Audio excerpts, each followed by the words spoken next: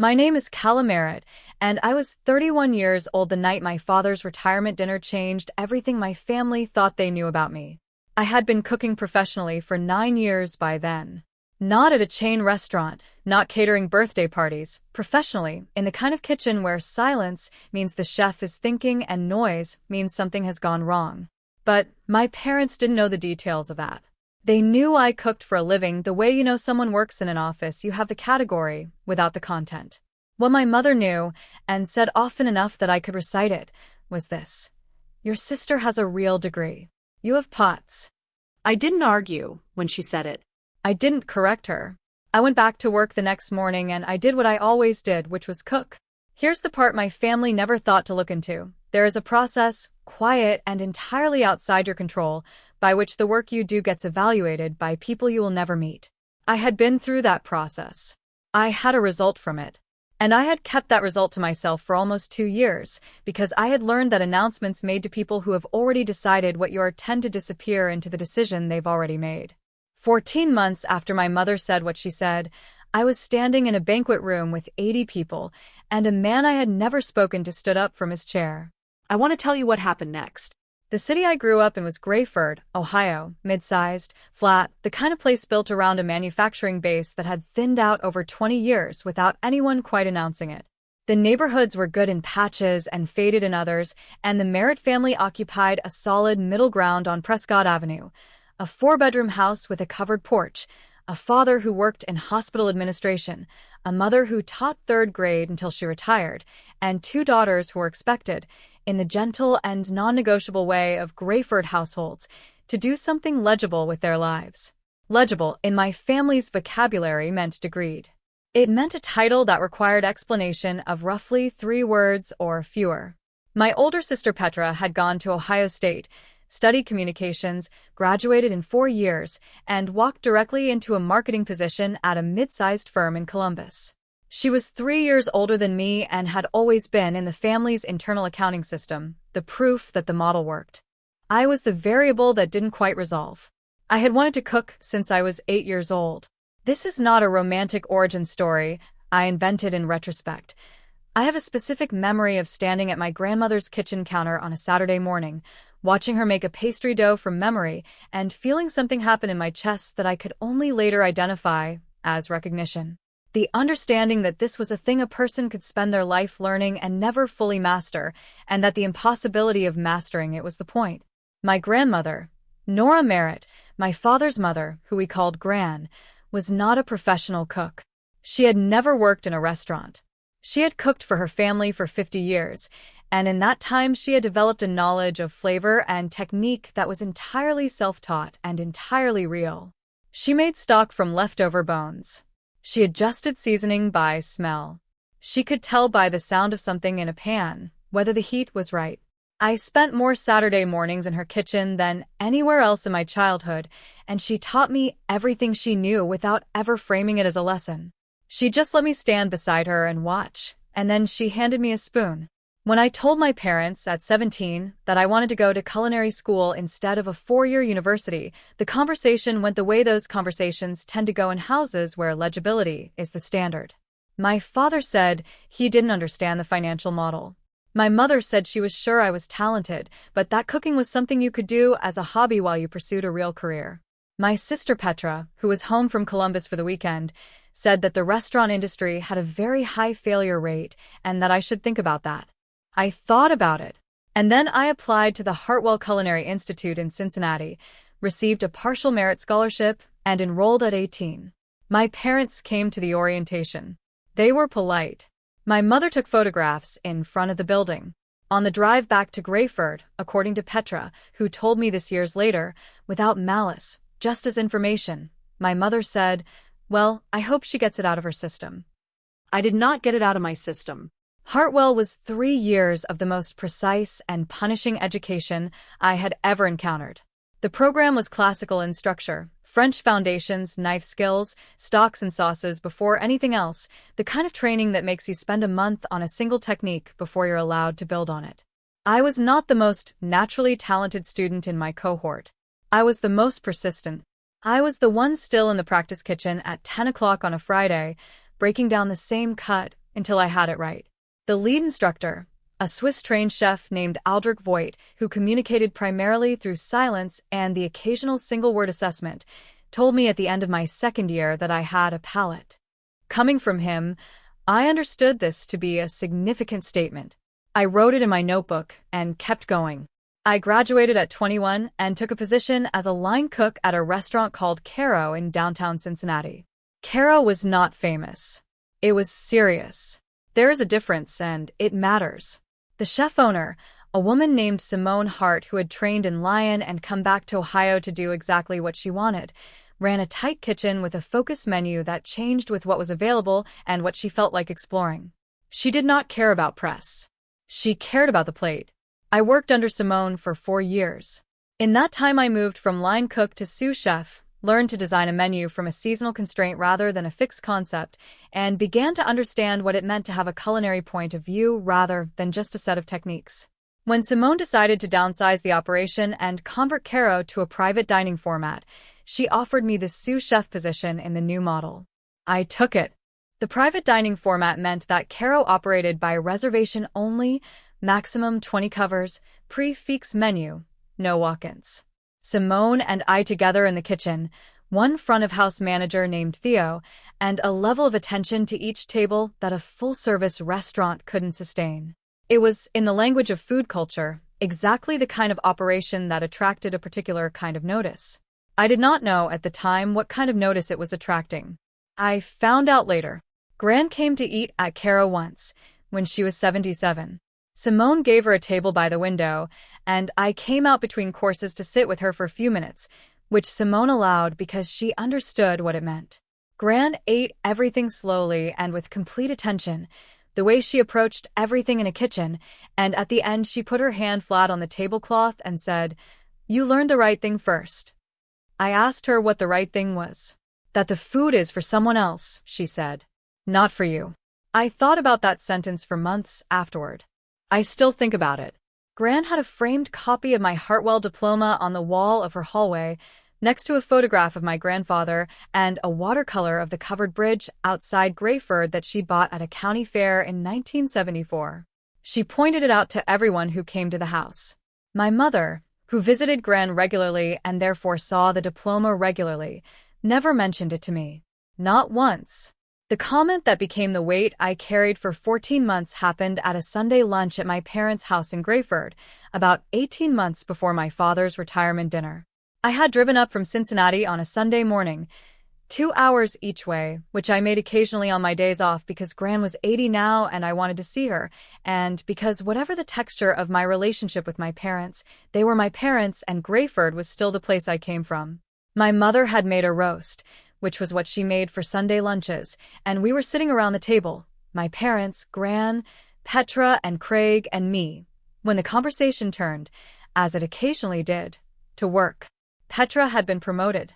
She was now a senior account manager and had recently overseen a campaign that she described in terms I recognized as the language of marketing: impressions, engagement metrics, conversion rates, and my parents listened with the focused attention of people receiving good news they had expected. My father asked follow-up questions. My mother said she was proud. This was the correct sequence and everyone at the table understood their role in it. Then my father, who is not a cruel man and did not intend cruelty, looked at me and said, "And things are good at the restaurant, Calla?" I said things were good. I mentioned that we had expanded the private dining program, that we were now booked 8 weeks out. My mother said, "That's nice. It's good that people enjoy it." There was a pause that had a specific quality to it, not hostile, just the pause of people who have absorbed one piece of information and are waiting for the next one.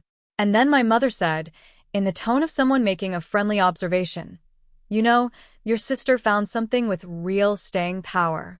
The degree gives her options. If the firm ever closed tomorrow, she'd be fine." She looked at my plate for a moment. With cooking, you're always dependent on someone else's kitchen. Gran, at the end of the table, set down her fork very quietly. "I have my own kitchen," I said. "Effectively." I know, my mother said. "I'm just saying. Petra has a credential that travels. You have." She gestured vaguely. "You have pots." The table was quiet for a moment.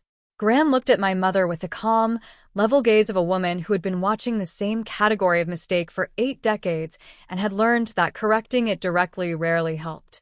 She picked up her fork. She did not say anything, but her jaw had a set to it that I recognized. I finished the lunch. I drove back to Cincinnati. I did not say what I was thinking, which was that the credentials she was describing, the thing that traveled, the thing with staying power, existed in my case too, and had for almost a year, and was sitting in a folder in my apartment, and that I had said nothing about it because I had not yet found the room large enough to hold the information without it being immediately minimized. Let me explain what was in the folder. Michelin guide evaluators, inspectors, in the formal terminology, are anonymous. This is structural to the process. They visit a restaurant as ordinary guests, they pay their own bill, they return multiple times, and they make their assessments without the restaurant knowing who they are or when they came. The rating, if one is awarded, is communicated to the restaurant in advance of publication, but not in a way that creates any public ceremony. You receive a letter. You find out. Simone had received the letter. She called me into the office on a Wednesday afternoon, which was unusual. Simone did not hold office meetings. She communicated in the kitchen, and she set the letter on the desk between us. Caro had been awarded 1 Michelin star. I read the letter twice. The room was very quiet. Simone watched me read it with an expression that I can only describe as the look of someone who has waited a long time for something and is not sure how to inhabit the moment now that it has arrived. "You know what this means," she said. I said I did. "It's both of ours," she said. "I want to be clear about that. The kitchen is both of ours." I nodded. My throat was doing something complicated. The star was published in the new guide 4 months later. There was a small notice in the Cincinnati Food Press. A few national food publications ran a roundup of new Midwestern stars that mentioned Caro in a paragraph. The reservation wait time went from 8 weeks to 14. Simone framed the letter and hung it in the kitchen where only we could see it. I told Gran. She listened on the phone without speaking, and then she said, "I know." I asked how she knew. She said, "Because I ate there." I laughed, which was the first time I had laughed in the whole conversation. She said she wanted me to bring her the menu from the night she had come, whenever I had time to make a copy. I said I would. I did not tell my parents. I did not tell Petra. I thought about it several times. I composed the phone call in my head, rehearsed the sentences, and each time I arrived at the same understanding. The information would be received through the filter that was already in place, and it would come out the other side shaped like a smaller version of itself. That's wonderful, but it's still just one restaurant. Or, is that something that helps your career long-term? I couldn't bear the particular kind of reduction that comes from telling important news to people who don't have the category for it. So the letter stayed in the folder. And life continued. And 14 months passed. My father was retiring from hospital administration after 31 years. My mother had organized a dinner at the Langford Hotel in Grayford, the best event venue in town, a renovated ballroom with decent catering and a room rate that communicated occasion without extravagance. 80 guests, colleagues from the hospital, family friends, neighbors from Prescott Avenue. The whole social world my parents had built over 3 decades in one room. Petra was organizing the event alongside my mother. She called me 3 weeks before to discuss logistics. She mentioned the florist, the timeline, the seating chart. She mentioned that they had asked the Langfords catering team to do a buffet dinner. "Do you want me to cook anything?" I asked. There was a pause. "Mom thought it might be complicated," Petra said. "You'd have to drive up with everything, use their kitchen, it's a lot of effort, and the hotel's catering is honestly pretty good." "I've done off-site before," I said. "I don't mind." "I think Mom just wants it to be easy," Petra said. "You know how she is about the day going smoothly." I understood the subtext. My mother didn't want the evening to become about my food, with all the attendant conversations about my career that would follow. She wanted the evening to be about my father. That was a reasonable position, even if the implication behind it, that my presence in the kitchen would be a complication rather than a contribution, landed with a specific weight. "Okay," I said. "I'll just come and be there." "That's great," Petra said. "That's all we need." I booked a hotel room in Grayford for that Friday night. I pressed my dress. I did not bring any food. What I did not know, what I had no way of knowing, because I had never discussed the restaurant with my parents' social circle, was that among the 80 guests my mother had invited to my father's retirement dinner was a man named Edmund Farr. Edmund Farr had been my father's college roommate at Ohio State 40 years earlier. He had gone into food writing. He had spent 15 years as a restaurant critic for a major publication before moving into the evaluation side of the industry. He lived in Chicago now. He had, for the past several years, worked as a regional consultant and occasional evaluator for a major international guide. He had eaten at Caro twice. I did not know this. He had not left a card or given a name. He had been, as the protocol required, invisible. He was at table 9, toward the back of the Langford ballroom, and I had walked past him twice during the cocktail hour without knowing who he was. He was a quiet man, mid-60s, gray at the temples, the kind of person who listens more than he speaks at parties. I had registered him the way you register a face in a crowd, present, neutral, unnamed. I did not know what was about to happen. The dinner began at 7.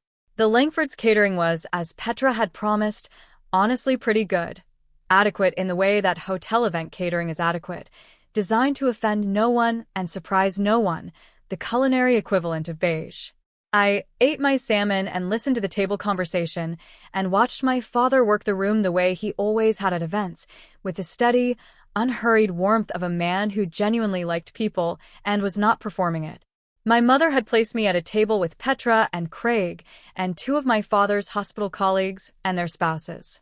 The conversation was pleasant and moved through the standard territory: how long people had worked with my father, what he planned to do in retirement, how the drive had been. I was asked what I did. I said I was a chef in Cincinnati. The colleague's wife said, "Oh, how fun," and the conversation moved on. Gran was at the table to my left, seated next to an old family friend named Ruth, and I could see her from where I sat. She was eating slowly and watching the room with the careful attention she brought to everything. At one point, she caught my eye across the gap between the tables. She held my gaze for a moment. Her expression did not change, but something in it sharpened very slightly, the way a person's attention sharpens when they are waiting for something they have been waiting for a long time. I looked at my plate. I had no idea what she knew or suspected. I would wonder, later, whether she had heard something, whether Edmund Farr was a name she had come across somehow, whether she had made a connection I hadn't. I never fully resolved that question. Gran knew things the way some people know things. Not through information so much as through the quality of her attention. The formal program began at 8:30. My mother's friend and longtime neighbor Barbara acted as MC, and she was good at it. Warm, organized, funny in the practiced way of someone who has run a lot of charity events. There were 3 speeches, one from my father's longest-serving colleague, one from his department supervisor, one from a hospital board member who had known him since the beginning. All 3 were genuine and specific, and my father stood through each of them with his hands clasped in front of him and his expression the controlled version of something much larger. I watched him from my seat and thought about how much of his life had been organized around making things work: the hospital, the house, the family, the finances. He was a man who believed in legibility and structure, and he had built a life that reflected those beliefs, and the room full of people was the evidence that the structure had held. I felt something in my chest that was complicated and warm and not fully nameable. Then Barbara said, "Before we move to dessert, I've been asked to open the floor for any additional remarks from the guests. If anyone would like to say a word about Dennis Merritt, this is the moment." 2 colleagues spoke briefly. A neighbor from Prescott Avenue said something about my father fixing her fence in 2003 that got a laugh. And then, from toward the back of the room, a chair moved. Edmund Farr stood up. He was unhurried about it, the movement of a man who has decided to do something and is not second-guessing the decision. He held his napkin in one hand, and he looked toward the front of the room where my father was standing, and he said, "I'm Edmund Farr. Dennis and I roomed together at Ohio State, which means I've known him for just about 40 years, and I can tell you that he has always been the kind of man who notices quality without needing to announce it." My father smiled. A few people applauded lightly. Edmund Farr paused. And then he said, "I want to say one other thing, if I may. I came to Grayford tonight for Dennis, but I have to be honest. I've been thinking since I walked in that this room contains something I wasn't expecting. He paused again. Is Callum Merritt here? The room went very still. I felt it before I processed it, a specific quality of silence that is different from ordinary quiet, the silence of 80 people holding their breath at the same moment. My own hands in my lap went absolutely still. Petra, beside me, turned to look at me. Her face had gone the color of the tablecloth. I raised my hand.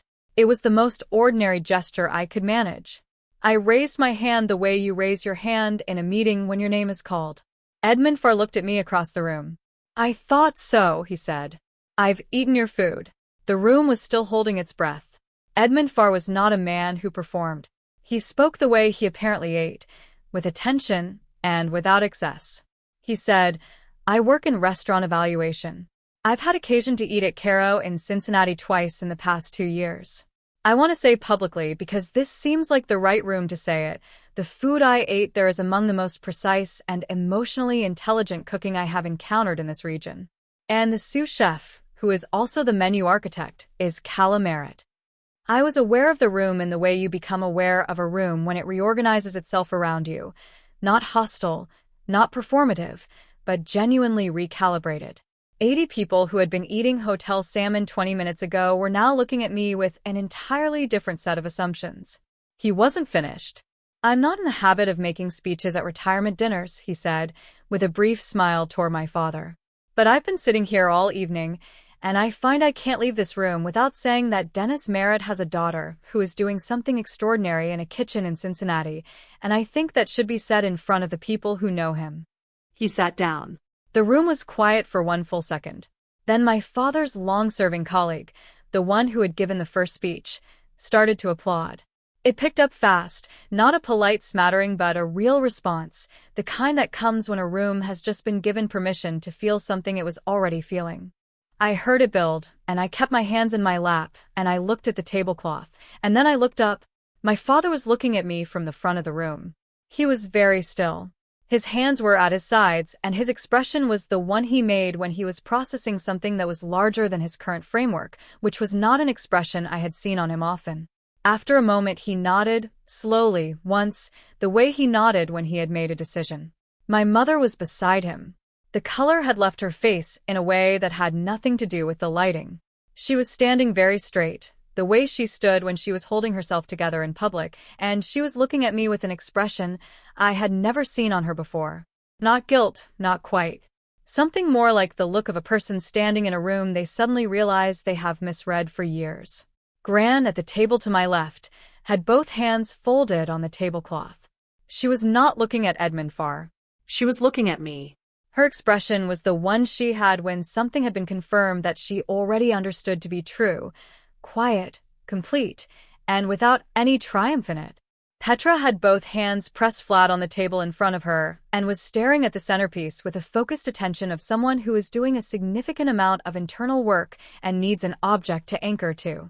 Craig had turned in his chair to look at me fully and was wearing the expression of a man who is entirely unprepared for what has just happened and is deciding how to respond.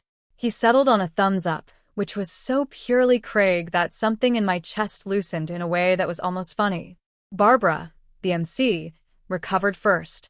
She said, well, on that note, and there was a small wave of relieved laughter through the room, and the moment released from its pressure and became something more ordinary. I excused myself from the table. I walked to where Edmund Farr was seated, and I held out my hand. He stood and shook it. His grip was firm, and his expression was the expression of a man who had done what he intended to do. I hope that wasn't unwelcome, he said. It wasn't, I said. The venison course, he said. From the second visit. I've thought about that dish more than I can adequately justify. The sauce was a 2-day process, I said. He nodded. I know, he said. You can taste the time in it. We talked for about 3 minutes. He gave me his card. I thanked him and went back to the room. The rest of the dinner was a different evening than the first half had been. I was stopped 4 times between Edmund Farr's table and my own, by my father's colleagues, by family friends, by a woman I had never met who turned out to be on the board of the Grayford Art Center and wanted to know if I ever did private events. I said I sometimes did.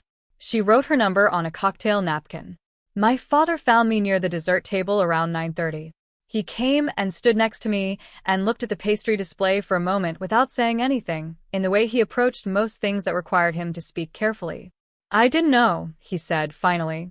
I know, Dad, I said. The star, he said. I looked it up just now on my phone. He paused. There are only a handful of those in Ohio. About that, I said. He was quiet for another moment. I should have asked more questions, he said. About the work. What you were actually doing. It's okay, I said. It's not really, he said. He was still looking at the pastry display. But I'm going to do better. I didn't say anything. He put his hand briefly on my shoulder, the same gesture he had made when I was small, and he was proud of something he couldn't fully articulate, and then he went back to his guests. My mother came to find me after the room had thinned. Most guests had gone. A few stragglers remained at the bar end of the ballroom. She walked toward me with the direct, purposeful movement she had when she had made a decision, and was not going to walk around it. That man, she said. Edmund. How does he know your food? He came in as a guest, I said. Twice. I didn't know who he was. She absorbed that. He evaluates restaurants, she said. Professionally. Yes. For Michelin. I didn't answer that directly. I said, he works in evaluation. The star is from the guide. My mother stood very still. The tablecloth behind her was slightly crooked from the evening, and someone had left a half-full glass near the edge. She looked at me, and for a moment her jaw was working very slightly, the way it did when she was holding something in. You've had the star for how long? She said. Almost 2 years, I said. Her hands, at her sides, were very still. And you didn't tell us. I thought about how to say the next thing. I had thought about it, in fact, for nearly 2 years. I tried to figure out how to tell you, I said. And I kept arriving at the same place. That I'd say it, and you'd find a way to explain why it was smaller than it sounded. And I was tired of watching good news become smaller. She looked at me for a long moment. Her face was doing something I had almost never seen it do, processing without organizing, which was not my mother's default mode. She was a woman who categorized things quickly and moved forward, and she was standing in front of a category she had been very certain of for 31 years that had just turned out to be wrong. You have POTS, she said, very quietly. It wasn't a taunt. It was her own words coming back to her, and she was saying them the way you repeat something you've said that you now understand differently. I do, I said. Good ones. She made a sound that wasn't quite a laugh. I'm sorry, she said. I mean that. I know you do, Mom, I said. She reached out and put her hand on my arm briefly, a gesture she didn't make often because she was not, by nature, a demonstrative woman. Her hand was warm, and she held it there for a moment, and then let go. Can I come to the restaurant? She said. I'd like to come and eat there. I'll get you a reservation, I said. It's about 14 weeks out right now. She blinked. 14 weeks. I can get you in sooner, I said. Chef's table. You and Dad. She nodded. Something in her posture had changed, not collapsed, not diminished, but the particular rigidity that had always been present in conversations about my work had gone out of it. She looked like someone who had been holding a position for a long time and had just been given permission to put it down. The calls in the weeks following were numerous. Petra called 2 days after the dinner. She was direct, as she always was when she had something to account for. She said, I've been thinking about the conversation we had 3 years ago, about the degree and what travels. I said something that wasn't fair. I told her I remembered. I'm a good marketer, she said, and I was doing what I do, which is categorize things. And I categorized you wrong. I'm sorry. It was a clean apology, characteristic of Petra, no excess, no performance. I accepted it the same way.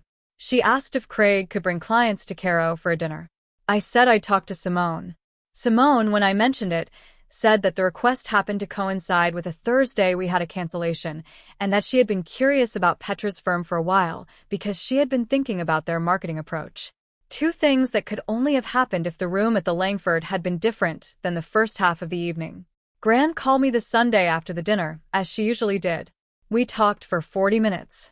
She asked about the venison dish Edmund Farr had mentioned, what was in the sauce, what the process was. I told her the whole thing. The stock, the reduction, the acid balance at the end, the resting time. She listened without interrupting. When I was done, she said, "Your grandfather would have eaten that 3 times." I told her that was the highest compliment I could imagine. She said she knew. The cocktail napkin from the woman at the art center led, over the following months, to a private dinner event for 12 board members that Simone allowed me to cater as a side engagement. The fee was $4,200 for the evening, which I split with the prep cook I brought along. It led to 2 further inquiries and, eventually, to a relationship with the art center that became a quarterly event. I did not mention this to my parents. Not because I was withholding, but because by then there was no longer any reason to curate the information. They had recalibrated. The facts didn't need to fight their way through the filter anymore. My parents came to Caro on a Saturday evening in March. Chef's table, 6 courses, the full menu. Simone seated them herself and came out between courses to explain the dishes, which she did not do for every table and which I understood as a specific act of generosity. My father ate everything with the methodical attention he applied to everything he valued. He asked Simone about the sourcing of the duck in the 4th course. She told him. Halfway through the evening, he leaned back in his chair and looked around the small, quiet room, 10 covers, candlelight, the sound of the kitchen behind the pass, and he said, to no one in particular, "She built this." Simone, refilling his water, said, "Half of it. The half that matters." I was at the pass when this happened. Theo, our front-of-house manager, relayed it to me verbatim during the next course break. I stood at the pass for a moment and looked at the ticket on the rail, and something in my chest did something that I did not fully have words for and did not need to. I plated the next course and sent it out. I have thought a lot since that dinner about what it means to keep something to yourself for a long time. There's a version of that choice that's strategic, waiting for the right moment, protecting the information until it has maximum effect. I don't think that's what I was doing. I think I was protecting myself from a specific kind of disappointment. The disappointment of offering something real and watching it be made smaller by the framework of the person receiving it. What I've learned is that the framework itself can change. Not through argument, not through announcement, but through evidence accumulated over time in a room large enough to hold it. My mother needed to hear my name from someone whose authority she already respected before she could reorganize what she knew about me. That's not a moral failure on her part. That's how people work. We see through the categories we have until the evidence makes a category we don't have yet. The work I did didn't change because a man stood up in a ballroom. The work was the work before the star, before the speech, before any of it. The only thing that changed was what my family was able to see. Cook the food you believe in. Document the work. And trust that the right room will come. That's my story. A second-hand recipe notebook, a Michelin letter in a folder, and a sauce that took 2 days to make. Before I go, I want to ask you something. When Edmund Farr stood up and said my name in that room, my first instinct was to raise my hand like I was in a meeting. Just the smallest, most ordinary gesture I could manage. No drama, no performance. But here's what I keep wondering. If you had been holding that information for 2 years while your family said what mine said, and then the moment finally arrived publicly with 80 people watching, would you have stayed that small? Would you have raised your hand and kept it ordinary? Or would you have let yourself take up a little more of that room? Drop your answer in the comments. Drop a comment, hit subscribe, and I'll see you in the next one.